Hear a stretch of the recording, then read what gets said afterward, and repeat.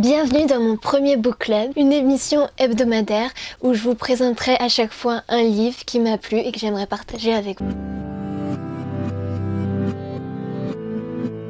Le premier livre que je vais vous présenter, c'est La fin du petit pois d'Alexia Savet. C'est un livre qui a été publié aux éditions Kawa et a été préfacé par Marina Carrère-Dancos, qui présente le journal de la santé. Il a été publié alors qu'Alexia avait seulement 18 ans. Elle en a maintenant 20 et poursuit d'autres merveilleux projets. Comme vous l'aurez peut-être compris, c'est une auteure que j'affectionne particulièrement. Ce livre est écrit sous forme de journal, de chronique, ce qui nous permet de suivre jour après jour le combat qu'Alexia a mené contre la maladie qu'est l'anorexie pendant 5 ans.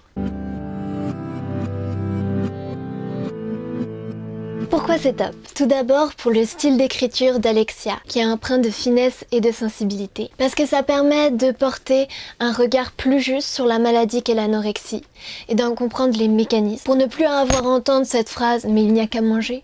Non, il n'y a pas qu'à manger. Alexia souligne très bien que l'anorexie, avant d'être une maladie du corps, est une maladie de l'esprit. Elle vient donner une forme visible à une souffrance qui ne pouvait pas s'exprimer autrement. Parce que c'est une ode à l'espoir et à la persévérance.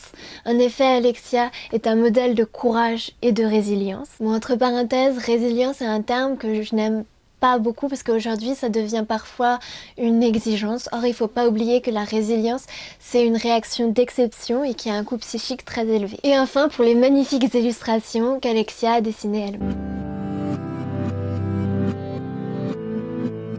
Mais pourquoi a-t-elle besoin sans cesse de faire toujours mieux, d'exiger toujours plus, de viser toujours plus loin, plus haut, plus fort, plus difficile? Pourquoi a-t-elle sans cesse l'avide besoin d'être parfaite, de se fondre dans le moule, de rentrer dans les cadres?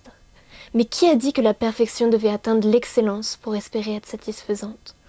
Qui a écrit que la beauté de l'âme devait répondre à des critères pour accepter d'être aimée et appréciée? Personne. Ah, si, l'anorexie. Elle passe ses journées à passer à côté de sa vie. Merci d'avoir regardé cette vidéo, j'espère que ce principe de book club vous plaira et à la semaine prochaine.